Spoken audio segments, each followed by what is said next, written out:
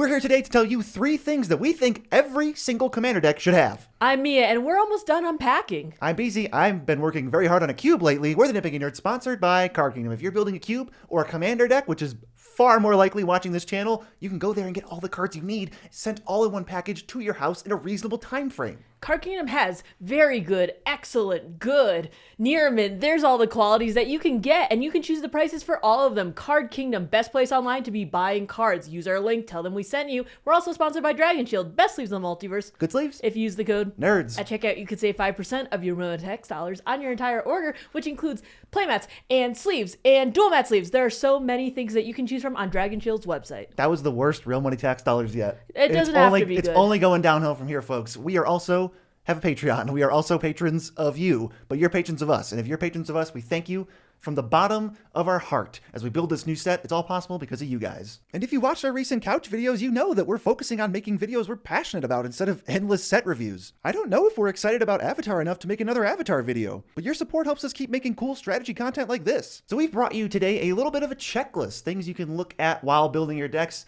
sort of make sure that your decks are checking some of these boxes, because we think every single deck would benefit from these 3 things that we are going to get into. Any other thoughts before we begin? I feel like some of the antiquated practices of making commander decks are what keep these decks at a lower power level. But if you want to increase your deck's power level, you want to increase the rate you beat your opponents, these are some good things to look out for. Yeah, definitely some quantifiable things. And don't worry, we're not about to say card draw. Number 1, ways to snowball mana. And I'm going to get out in front of this right now. I'm not talking about ramp spells. Arcane Signet does not fit into this category. Commander is a format that is about momentum. You can't just play one spell a turn for 7 turns and then go, well, I played a 7-drop on turn 7. You guys are all dead. That's not going to get you anywhere. I also think that it's like when we usually talk about removal. 3-for-1 removal is better, 1-for-1 is usually just not cutting it nowadays. Ramp is the same way. You're not just playing 1 spell per turn at, turn 3, you play a 3-drop, 4-drop, you play a 4. No, you are going to be playing so much more because you have way more resources than your opponents. You're going to be able to draw more cards, you're going to be playing more spells, and you're going to be able to get your threats out way faster than the other people can deploy them. Yeah, and so when I say Commander's about momentum, the best way to gain momentum is scaling your mana production, or virtual mana production that we will get to.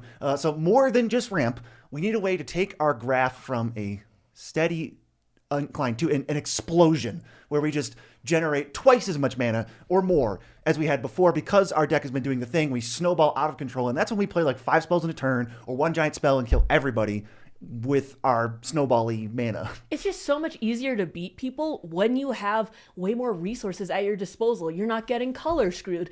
You're not, go, oh no, I've missed my 6th land drop. I guess I can't play my 6th drop. You're going to be able to play your 6th drop on turn 4, sometimes even earlier, depending on if you're in like green, or if you're just ramping out of control, or if you can cheat these things into play. Yeah, these are cards that are going to power up, ramp to a huge degree, generate tons of virtual mana based on your deck's archetypes. So we're going to go over a few of our decks and give you examples that we have, because if we say every deck should play these, we're going to have them in our decks. We'll give you a few examples of what we have. So I'm going to go start with my Ishkanah deck. This is like a heavy board presence deck. You play a bunch of creatures, and you're trying to win with spiders, so I'm generating a bunch of mana through and filtering it through like Ishkanah's activated ability or Rot Widow Pack or something like that, where I can turn all my spiders into damage. So what I'm doing is I'm playing a lot of creatures. That's already plan A. I'm filling my graveyard, getting delirium. But once I have these creatures, I'm playing creatures every turn. Turn 5 or 6 hits, and I'm going to deploy something like Enduring Vitality, where now, if you look at my graph of mana production, it went from like 2 extra to like, oh, now it's 7 extra. And now next turn, I'm going to play 15 mana worth of things, and you're going to have to like be on the lookout for that. So that's what this deck aims to do, is turn creatures into mana production. I also have Elven Chorus, and sort of my holy trinity lately has been Supportive Parents also work together. They're kind of redundant, but I want one out so badly that I'm willing to play extra copies. I think this is really important in this deck because it's not like you're attacking with these creatures. Spiders aren't necessarily the big punchies, they're not like goblins or vampires where you are actually swinging for the win.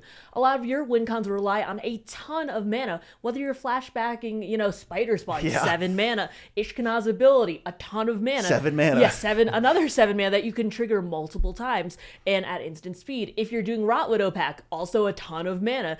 You're going to be keeping keeping these backup blockers and doing those things at instant speed if it's Ishkanaz, or you're going to be doing it at sorcery speed if you're doing like spider spawning. Yeah. It's just really important to be able to use these creatures not only to protect your own life total, but using it at mana when you can actually like utilize these really effectively. So hopefully by now, with examples under our belt, we've made the distinction between like, oh, rampant growth is snowballing my mana. No, it's do the thing your deck wants to do, pay it off in a major way, in a mana sense, and then go crazy the next turn. On the next deck, Balmor. This is my Spellslinger deck, and I was looking for one of these, and I think what actually snowballs mana the most with Balmor is just Goblet Electromancer, Haughty Djinn, but it's more of like, once you combine them, this is not a deck that needs a lot of mana. So I think when you combine cost reducers in that way, you get to, oh, my 4-drops cost 2, and some of them generate mana, and then I can play 12 mana worth of spells very easily. I mean, this commander definitely relies on you having these cost reducers too, because you care about just chaining these spells to get your gigantic buffs and trample.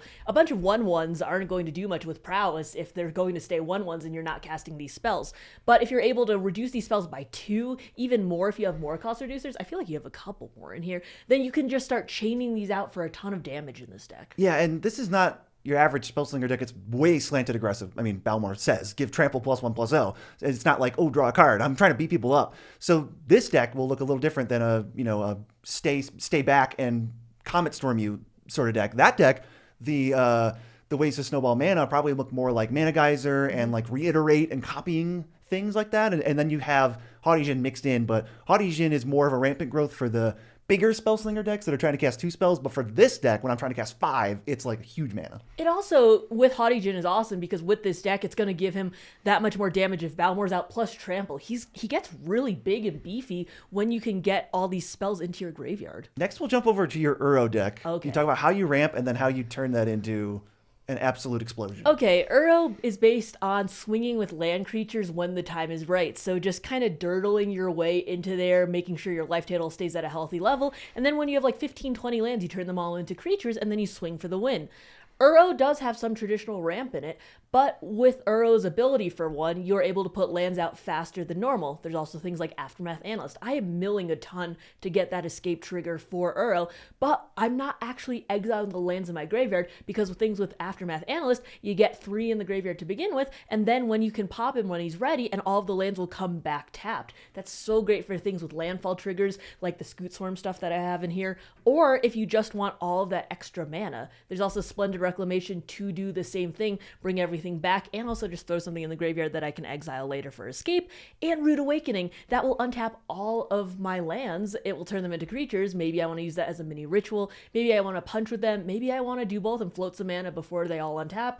And this is just a ways to generate a huge amount of mana and just sling all of my spells in this deck. Yeah, importantly, it's taking what your deck is very good at, self-mill, and then using that as your springboard to accelerate your mana in a unique way that's specific to this deck, which is like Aftermath Analyst. Oh, I'm going to get back 12 lands. Now my mana production is off the charts, and this is even tougher to interact with than like a board state full of creatures or a couple mana reducers. This is like, here's 12 lands. What are you going to do? I feel like one of the biggest problems with the Simic decks sometimes is you have a lot of resources and you have a lot of cards, but sometimes you just dirtle around or you don't know what to do with them, and turning all of your lands into creatures will let you get that damage in that so much of Commander is built around, while also keeping those creatures protected because they're lands. So many things say non-lands, and that's really awesome to just get around that. Yeah, like board wipes and gotcha spells and stuff. My Svella deck next up is a deck all about enchanting lands and then untapping them with things like Voyaging Satyr. So we're going to throw like Utopia Sprawl on there. Svella has an activated ability to make a Manalith, so there's a lot of synergy there. And what I was looking for here is, what are my snowball cards? I know these are all individuals, but we're not talking about one individual ramp spell making a snowball. So I was looking at Vitalize because it untaps all my creatures. Anything that does that, Seaborn Muse, for me, is like 5 mana worth of value every single time I do it. I mean, Seaborn's insane, but Vitalize feels more like down to earth, like realistic, non-game changer type card. Is Seaborn Muse still a game changer? I think so. It does change the game when you play it. I think it's still a game changer. Anyway, Vitalize is a great way for this deck, which is all tappy and untappy, to turn like every Voyaging Satyr is 2 mana because I have 1 land that's enchanted. And it works out pretty well. It's pretty explosive. A commander favorite is Kalia, and while this is not generating a ton of mana on the board, the deck is focused on the commander itself, which is cheating mana by putting these big threats into play, so you are reducing mana cost just by doing what your deck wants to do. Cheating of 8 mana thing in every single turn, whether you have extra combats and you can protect Kalia, it just makes your board grow so much bigger. I would love to have 25 mana worth of permanents on turn 6, and it's pretty easy with this deck if you can keep Kalia alive. Yeah, I was like, what is the part of this deck that snowballs mana advantage? Oh, it's the commander. Yeah. And you're going to put so much effort into protecting it so that you get that snowball every single game. You're going to play it on like turn 3 or 4 every time. And then you're cheating out 8 drops every turn. Like you said, extra combats gives you extra more stuff. But this is like a combination of your commander choice and like careful deck construction. But I think with Kalia, obviously she is a high value target. People are going to be aiming removal at her left and right. There need to be other ways where you can keep mana so you can actually play these 8 drops. If she dies a couple times, you're not going to play Kalia for 8 when you can play something else for 8 and get the immediate effect and you don't have to swing.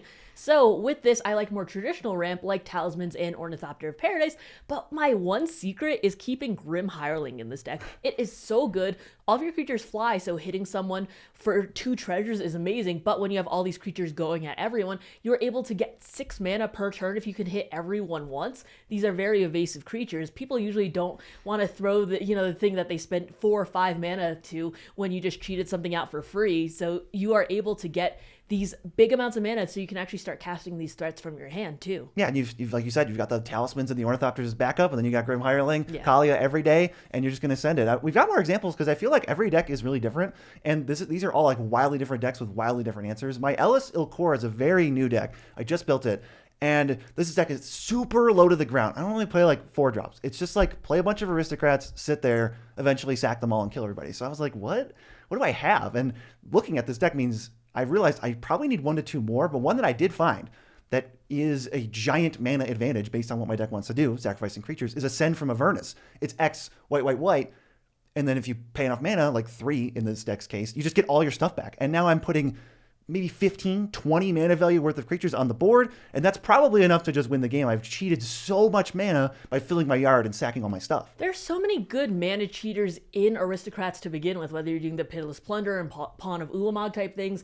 If you're in Rakdos, you could be using Mahadi like I do. There are just ways to be taking advantage of those death triggers and then making more mana so you can play more things to die too. Yeah, and like maybe this deck needs a Pitiless Plunder or something where I can really ramp up, and maybe that's why this deck hasn't, maybe that's why this deck's hiccuping sometimes. Maybe I need 1 more of these. It's good to assess these things. And I really do think every single deck needs to have a way to snowball your mana. Last one, my Dargo Kaidel deck. This is another weird one. It's a Cascade deck, and it just has a bunch of ramp spells and a bunch of Cascade, but it's similar to your Kalia deck, where my deck construction itself turns certain cards into this ridiculous Russian nesting doll of chaos, where I play a Maelstrom Wanderer, or an Amanatu's Augury, or an Apex Devastator, and they just chain forever into like 30 mana value worth of spells because of how I built my deck. So my deck just wants to get to 8 mana and play those cards. I also think that you should keep in mind that Dargo can reduce himself. Oh, yeah. So when you have something that's like Commanders, you have Cascade or whatever you really have. Yeah. When Dargo is out and he costs 7 mana, but he doesn't actually cost 7 mana, you sacked a few treasures and then he's reduced by 6. That really changes the math on how much more mana you can spend. Where it's like, okay, I sacked 3 treasures. I have 4 mana floating, and I cast him for 1, and oops, now I have a 6-drop and a 4-drop, and you just have so many more spells on the field than everyone else. So go check your decks right now. Go on Moxville.com actually, and you can check all of your decks to see if you have these snowball cards. And if your decks are losing a little bit, they might be missing 1 or 2 of these key pieces. You can actually tag them as snowball cards or whatever you want to call them on Moxfield and sort everything so that you can see very easily. You can have packages. Like if I have Supportive Parents, Vitality, and Elven Chorus, I can insert that as a snowball package, a ramp package, and just put that in all my green decks if I want to. Moxfield is the best place online to see anything that we are talking about right here. All of our decks are on there, so if there's any cards you want to check out, go look at it and follow us there. That brings us to item number 2 on our list, and that is having a focused plan. And the key word of this sentence is focused. We're going to be looking at the number of sub-themes we're playing, and almost all the time, that number needs to go down. Sub-themes being, let's say, you're a big stompy creature deck. Cool. Maybe you're a Powers Matters deck. Well, do you have a +1/+1 counters? Do you have some payoffs for that in there? Do you have payoffs for landfall in there? Like, how deep does this go? How many sub themes do you have? The answer is you probably shouldn't have more than 2. I feel like 2 sometimes is just too much also. Yeah, it's like theme, sub theme. Yeah, if you want to have your deck be a lower bracket or a lower power level, then you can incorporate all the sub-themes in the world, but just know that it will probably fall in that bracket 1 and bracket 2, and it will probably not be able to keep up with these 3, 4s, and 5s. I think one great example of this is when you look at the Atraxa EDH deck list.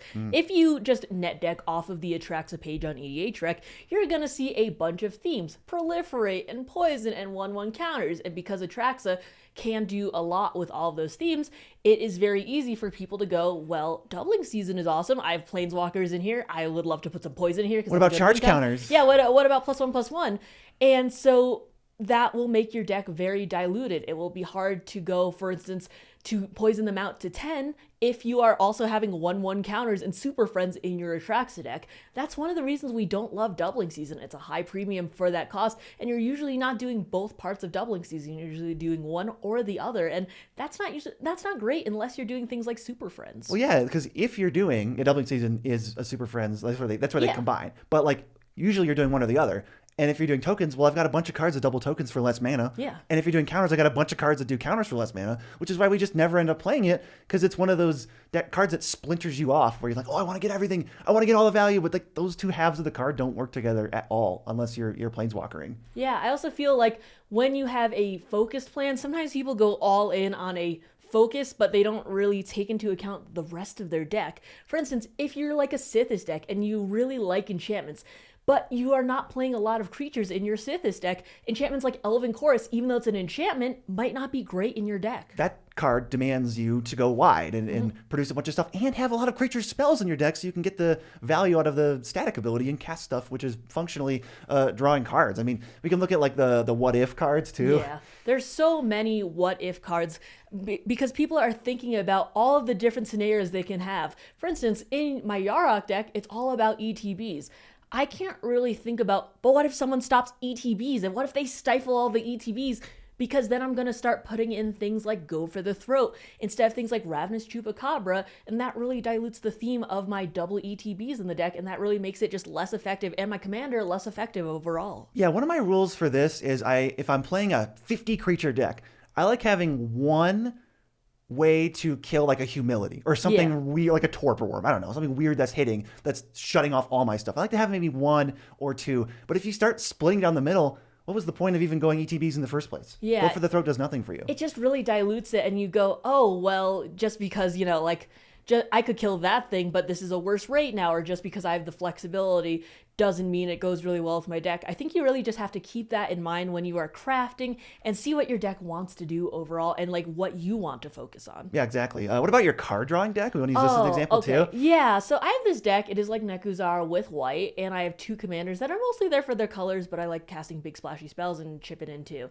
I have a mill theme, a card draw theme, a discard theme, and reanimation sub-themes in it. And I took out some of the sub-themes, namely mill and reanimation, in a version where I was bracket 4. I was trying to make this very, very spicy. But while it did work and my deck was able to reach that level, I didn't want to keep it at bracket 4. So by adding in more sub-themes, I was able to bring it back down to a bracket 2. I thought that was a better, more fun play pattern for me, but it did lower the power level. So if you want to keep your decks like very spicy, 3, 4, 5, etc., you need to nuke some of the sub-themes. Yeah, that deck is a wheels deck at its core. And when I saw the before version, the spiked up version, and then the current version, and I saw the complete change when you just change the number of sub-themes in it. At first it was like, you're just here to have fun. You know, like you're going to play some weird stuff. Everybody's going to draw a bunch. No one's going to be that mad. The middle, you focused hard on Wheels, Shieldred, Smothering Tithe, Orcish Bowmasters, and it was like, if you resolved any of those cards, we instantly lost the game. Versus like before we were just screwing around going, oh, Burning Inquiry. No, you never liked that anyways. And now my hatred for Group Hug aside, it was a different vibe. And now you've toned it back, and it's more like, oh, Sangromancer. And you can still win the game, but I've seen firsthand that the number of sub-themes basically dictated how strong and how scared of that deck I was. Yeah, you just need to focus in and see what you do. But I know your Brutaclad deck has also gone through a lot of changes throughout the years. Brutaclad, I think, is one of the commanders that suffers the most from people not being able to choose a sub-theme, because they look at Brutaclad and they go, oh, I just need to make tokens. So I'm going to make tokens this way and this way and this way. And to use examples, my way zeroes in on artifacts. My casting artifacts is what makes my tokens. So like Psy, Master Orthopterist, Forensic Gadgeteer. When I cast artifacts, I get tokens. So my deck can be full of artifacts, and they're all going to give me tokens, and it's great. But people splinter off, and they start playing like Young Pyromancer because it makes tokens on instant and sorceries, but they don't have enough instants and sorceries in their deck to make that a functional card. I mean, I want at least 3 tokens off of any one generator on the average turn to get, you know what I mean? Like a good turn with Young Pyromancer, I make 3. If I put that in my Brutaclad deck right now, it would make like 1 a game. Academy Manufactor is a completely different thing. Just because your artifacts doesn't mean this card is any good in your deck. I think you have to be all in on one of those 3 things to make Academy Manufactor like totally worth playing. And I've even seen Krenko Mob Boss, shout outs to Eric, in the Brutaclad decks, but that just seems rough to me when you're not specifically doing all goblins. I think Brutaclad is also a very interesting, like, commander too, because not only do you have to make all these 1/1s or all these very cheap easy tokens to turn into your big thing, you also need the big thing to turn it into. So Right. you need to turn, you know, your permanents or your better things into tokens to then turn your like little tokens into better There's tokens. other layers to it. So you need like a few ways to make tokens, and then like cheap ones, easy ones, and then a few ways to make good tokens, and that's kind of where this splinters off too. Yeah, if you're looking for powerful, like tuned decks in the bracket 3 and bracket 4 zone, heavily analyze how many themes and sub-themes you have. You should have 1 theme. I think that's a given. You can't have 2 equally present themes. One of them has to be a sub-theme. So let's start there. Theme, and then I would go for 1 sub-theme. And if you've got like random build around some other things that don't directly tie into your theme, I would consider cutting them. Maybe that just becomes its own deck. That's also fine. The third theme that we want to talk about is cards that I used to love when I first started playing Commander, but I have since cut out of my decks because they are so situational. They're clutch cards.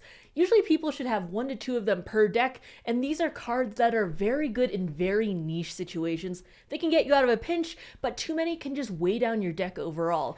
It's tough because these cards are so, like, they feel so good when you cast them. They can get you out of situations where nothing else can. But, like, overall, if you play too many of them, your deck will not be built for the long game or for situations that are outside of those, like, niche cases. Yeah, it's a great feeling when you get saved by them. You'll always remember that for the rest of your life, which is where the confirmation bias comes in. These are things like making all your stuff indestructible, preventing all damage. Usually these are like defensive kind of gotcha cards. We've used gotcha cards in the past to describe these. I think clutch cards is maybe a more fair, you know, I don't want to like talk down on these cards. Clutch cards, because they come in clutch at certain times. You know, 10% of the time, they're the best card in the universe. And, you know, 90% of the time, maybe they'll be great later. So like limiting them, I think, is the hard part, and finding the balance for your deck. Genuinely, I do think like 1 is the minimum and 2 is the maximum. Like it feels good to give yourself the out to have some crazy response to some crazy play. And there's also a fun factor and like big moment, a memorable part of that game that people are going to talk about later. That's a factor for sure when you play. And I think having 1 to 2 is going to give you that, while not like making you lose a bunch of games because your opening hands are terrible because you have too many of these things like weighing you down. Yeah, I think that there are some cards that are more versatile than others. For instance, Teferi's Protection, a very good clutch card that a lot of people are playing. Completely understandable because it saves you from board wipes, saves you from combat damage, etc.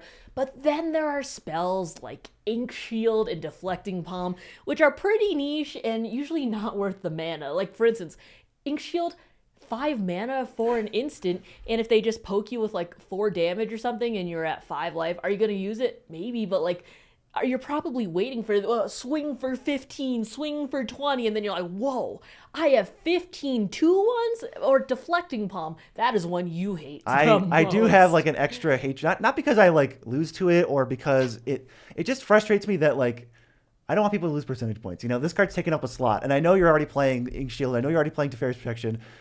Deflecting Palm, like we don't need to go this many layers down on the gotcha, big attack, get reflected, like, oh man, rabbit hole. Some of the other ones that we're not huge fans of, like Fog, Blessed Respite, Aetherize is another one people play a lot. Comeuppance is a classic too. Everybody Who Lives might be my least favorite, just because of how insanely hyped that card was for some reason. I don't get it, but that one was just like there. But I mean, I'm not going to say you can't play any. I think it's fair to give yourselves a couple, but I'd say 1 to 2. Win cons are just so diverse nowadays. There are combos, which have always been around, pinging for loss of life, direct damage, combat damage, commander damage, etc. I go back to Ink Shield a lot because it's one of the most expensive gacha cards, but people love playing it because it feels so good.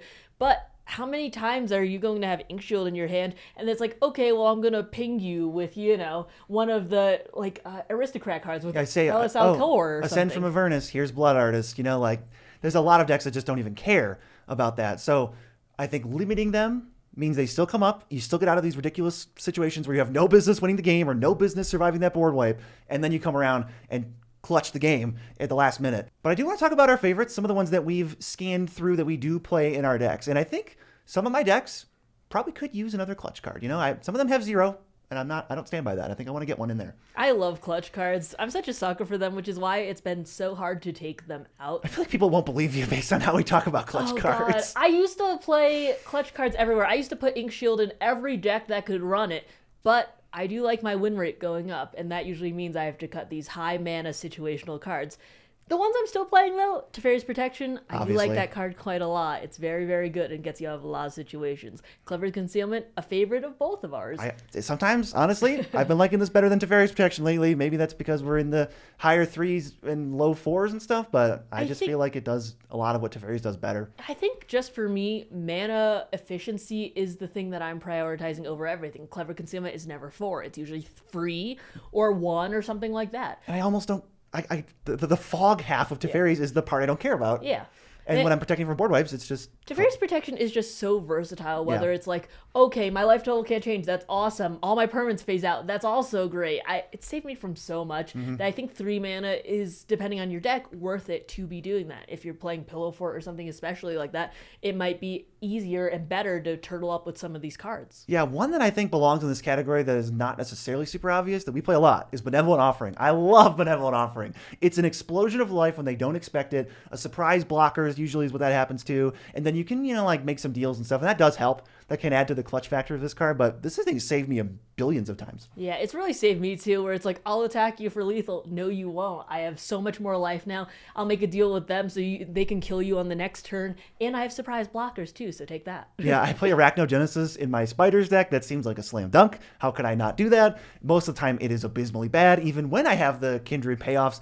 But at least with this deck, it has some synergy where, if I fire off Arachnogenesis, when you say Ink Shield, oh, you got 3 Inklings, that sucks. 3 Spiders is actually not the worst, especially when I have a supportive parents or something out. It can actually fuel the game plan, even if you're not using it to prevent a million attackers. I mean, your deck also prioritizes having specifically spiders. Maybe if you specifically care about Inklings, you want to play Ink Shield, Unlikely, but possible. Obviously, you're not playing Arachnogenesis in your Inkling deck, but That's true. It matters a little bit more when you care about those creature types. Yeah, Eerie Interlude's another great one, and this is where you try to squeeze in these clutch cards in decks where you could play them proactively. I wouldn't say flogging 3 creatures is proactive with Arachnogenesis, but it's not that big turn the tides at the last 11th hour moment card. It's just, I'll make 3 spiders. Cool. Maybe I'll kill your thing and treat it like a weird removal spell. And your Interlude's the same way. I could use this proactively if I want all my ETB triggers. ETBs are so good, and we prioritize those so much. There's also Flare of Fortitude. Going back to what I was talking about cheating mana, I will happily sack a creature to be paying for this spell instead of just paying the 3 that it costs. I just never want to be paying that. Yeah, things like Heroic Intervention just don't do it for me. I mean, a lot of these cards seem to be green-white, and a lot of these white cards are often played in green decks because those are the colors that have the most creatures in them that you want to protect with all these board wipe blowouts. And Flare just being 0 is there's your going rate. Flare and Clever Concealment, the going rate for this is 0. And paying 2 mana feels a little rough when you don't get the fog half of it. This gives you you can't lose life. Taunt from the Rampart is so good too because it is not just a gadget card. Sure, it protects your life total, which is great, but it's also chipping in for a ton of damage. Obviously, you're never firing this off on an empty board, so it is more of a proactive gotcha spell at sorcery speed, so you can't really do it reactively. But it's going to be having all the creatures just be aimed at all of your opponents too. I've seen this chip in for 20, 30, 40 damage just because you play it after someone explodes the board with a ton of creatures. And this is that card where you go, I don't have a board wipe. I'm so dead. I have no business living past my turn. And then you go, oh wait, what if they just attacked each other? And it could really work out in your favor. Or you take out a player, you just KO someone. It gives you the freedom to send your entire team at them and not worry about a crackback. That's nice too. I like Taunt from the Rampart. It definitely is a clutch card. And hopefully getting one to two of these in your deck. You probably got TP. That gives you one more flex slot. It will be fun, I promise, even though you don't have 10 more to back it up. So to summarize, the three things we've talked about is snowballing your mana faster than everyone else, having a focused theme and not too many sub-themes, and having a very small amount of clutch cards per deck. If you want more Nitpicking nerds, maybe where we employ some of these tactics, go watch our game with Flork and Podge. We played a bunch of Commander, and you maybe haven't seen this one.